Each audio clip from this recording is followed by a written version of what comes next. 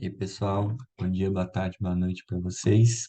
Esse vídeo, então, eu vou falar um pouco sobre os núcleos da base, né, as características anatômicas, as características funcionais também deles, e vamos falar dos principais circuitos que estão relacionados com os núcleos da base, beleza?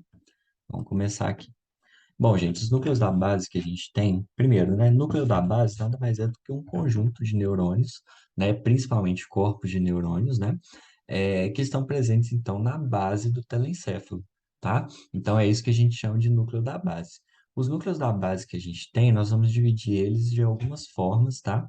E alguns não vão fazer parte de nenhuma divisão, tá? Então, olha só, a gente tem o núcleo estriado dorsal, núcleo estriado ventral, os corpos amidaloides e o claustro.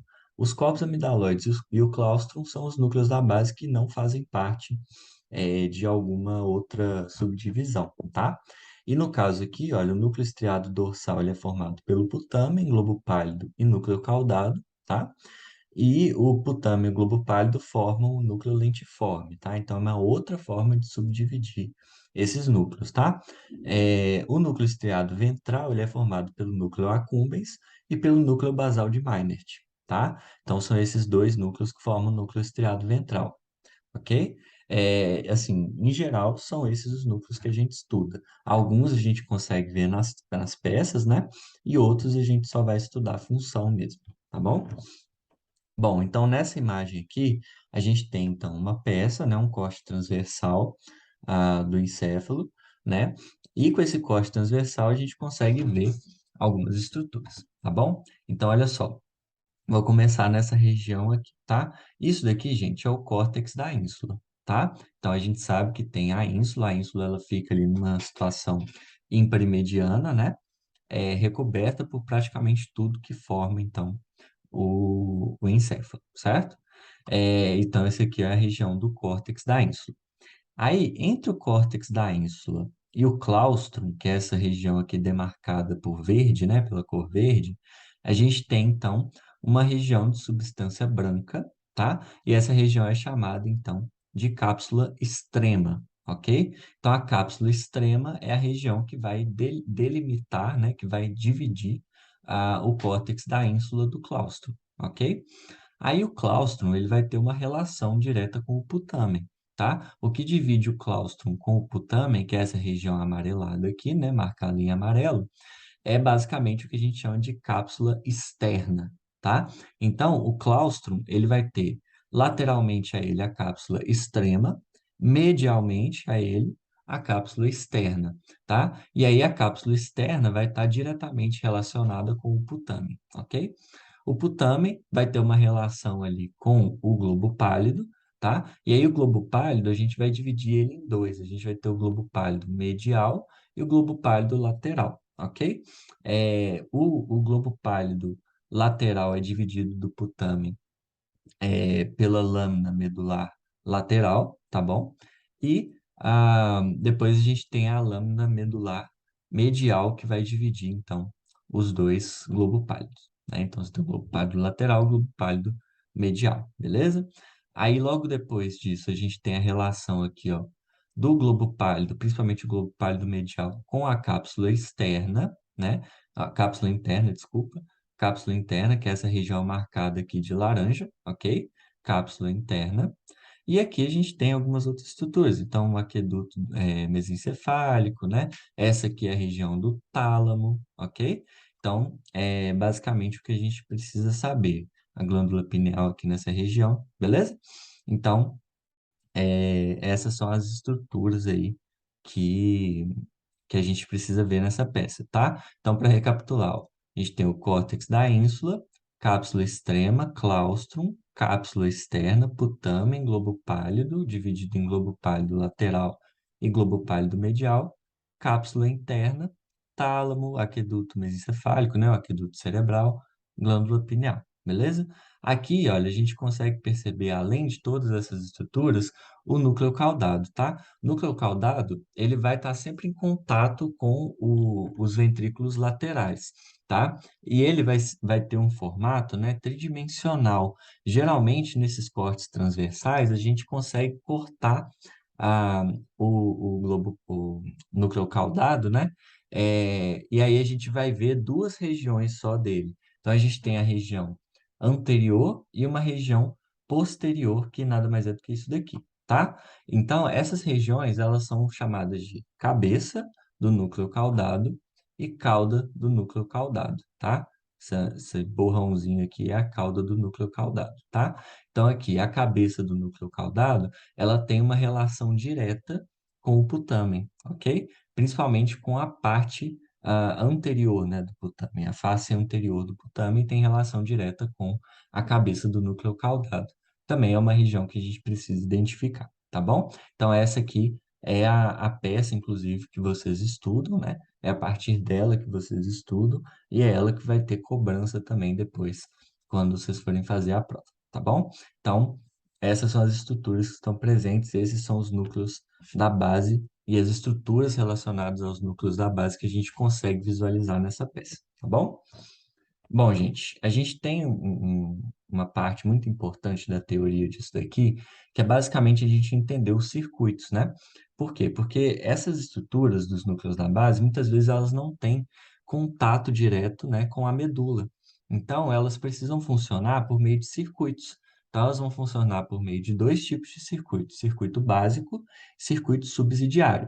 O circuito básico nada mais é do que o circuito que vai assim fazer tudo funcionar mesmo. O circuito subsidiário vai ser o circuito que vai regular a ação do circuito básico. Então a gente tem circuito básico e circuito subsidiário, ok? E aí, olha só, beleza. A gente tem esses dois circuitos. Eu marquei aqui nesse mapa os circuitos que a gente precisa ver, tá bom? Então, aqui a gente tem as áreas motoras e somestésicas do córtex, tá? Elas possuem uma somatotopia com o putame. O que que significa isso? Significa que existem várias áreas do putamen e cada uma dessas áreas do putamen estão relacionadas com as áreas do córtex, tá? Então, isso que é somestesia, né? Desculpa, somatotopia, tá? É isso que é somatotopia.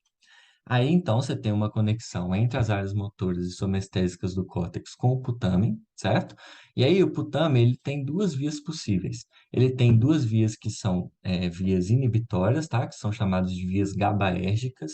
Elas são chamadas assim porque o neurotransmissor que passa por essas vias é o GABA, e o GABA é um neurotransmissor inibitório, tá? A gente sabe disso. Então, o GABA é um neurotransmissor inibitório. Isso aqui é uma via inibitória, tá? E aí o que que acontece? Você tem a via que é direta e a via que é indireta. A via direta, né, ela vai se conectar diretamente ao globo pálido medial, tá? Então, a gente tem uma conexão entre o putamen e o globo pálido medial por meio da via direta. E aí, o globo pálido medial vai se ligar ao tálamo, que comunica, então, qualquer informação que estiver passando naquele circuito para as áreas motoras e somestésicas do córtex. Isso aqui é a via direta. A via indireta, essa informação, né, esses neurotransmissores, o GABA, que está saindo do putamen, eles vão direto para uma região, eles vão de forma indireta, né? Eles vão passar por um circuito indireto. Eles vão para o globo pálido lateral primeiro, certo?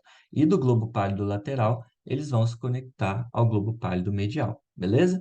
Então, isso daqui é o circuito indireto, tá bom? Então, esse aqui é o que vai ser chamado de circuito indireto. Ele é indireto porque primeiro ele vai passar pelo globo pálido lateral para depois ir, então, para o globo pálido medial, tá bom? Então, por isso que é indireto. Agora, esse circuito aqui que eu marquei de verde é o circuito subsidiário, tá? Ele vai estar presente ali, né, a substância negra, né, do mesencéfalo. E aí, essa substância negra, ela vai emitir fibras, são chamadas de fibras nigroestriatais, tá? A gente sabe que o putamen, juntamente com o globo pálido, a gente chama eles de estriado ou striatum, né, quando a gente vê em latim. Então, é nigroestriatais, ou seja, fibras que vão sair da substância negra e vão para o estriado, ou seja, vão para o putame, tá? Essas fibras nigroestriatais, elas são dopaminérgicas. Geralmente, a gente tem associação da dopamina com vias excitatórias, tá? A gente vai ver que não vai ser sempre que isso vai acontecer. Isso daqui, inclusive, é um exemplo, tá? Então, essas vias dopaminérgicas, né, das fibras nigroestriatais, vão ter ação inibitória na via indireta do putame para o globo pálido medial, e vão ter ação excitatória na via direta do putamen para o globo pálido medial, tá? Por que que existe essa diferença, né? Por que que uma via vai ser inibitória, por que que a outra via vai ser excitatória utilizando o mesmo neurotransmissor? É justamente porque o putame ele possui receptores diferentes, tá? Esses receptores que são diferentes são os receptores do tipo D1, receptores do tipo D2. Receptores do tipo D1, eles são excitadores, tá? E os do tipo D2 são inibidores. Então, dependendo do receptor que a dopamina acessar naquele momento ali da regulação por meio do circuito subsidiário, você vai ter então ou a excitação ou a inibição daquela via, tá? E aí, olha, igual eu coloquei aqui, a gente tem uma característica da dopamina ser inibitória na via indireta e excitatória na via direta.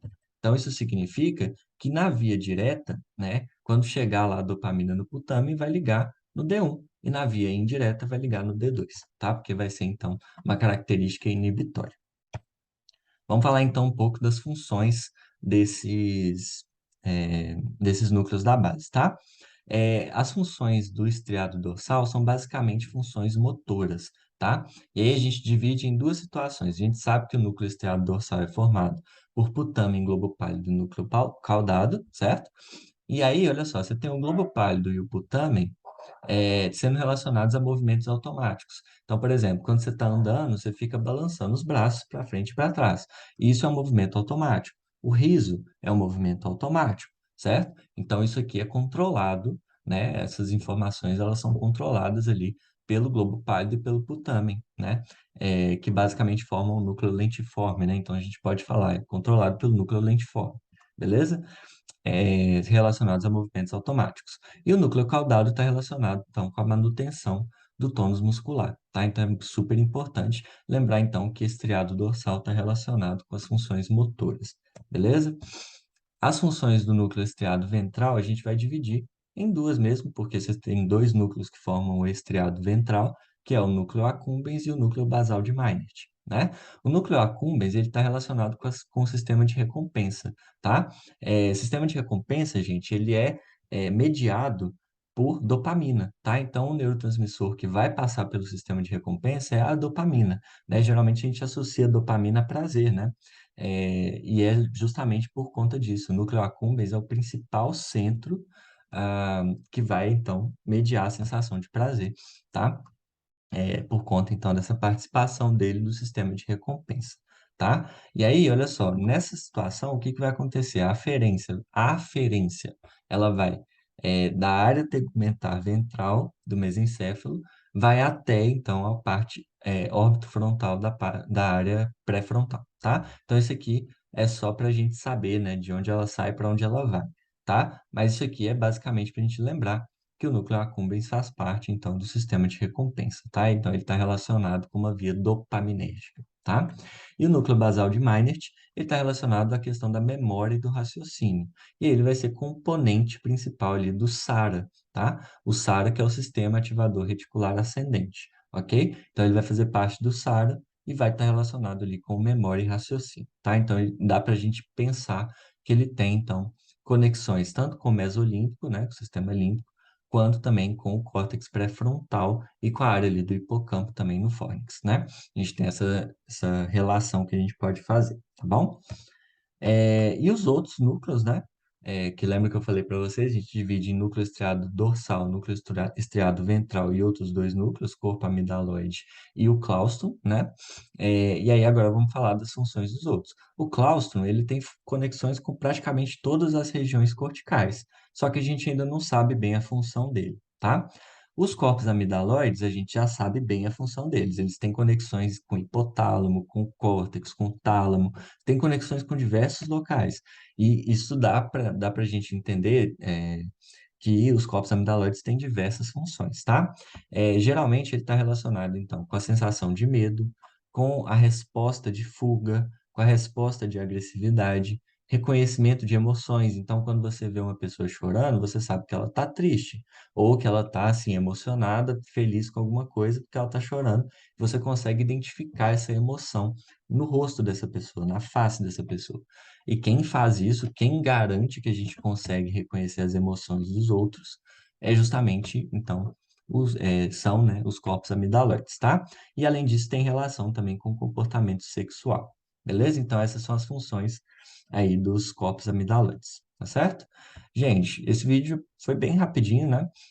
Comparado aos outros vídeos que a gente fez aí dessa parte de neuroanatomia, esse vídeo ele tá rápido, mas justamente porque os núcleos da base são um conteúdo um pouco menor mesmo, tá? Mas é isso aí, valeu aí pela atenção de vocês. Se inscrevam no canal, dá aquela curtidinha básica aí pra mim, tá bom? E a gente vai se falando também, tá bom? Eu vou tirando as dúvidas de vocês pelo WhatsApp, pelas monitorias presenciais e online também, tá bom? Valeu, galera. Até a próxima.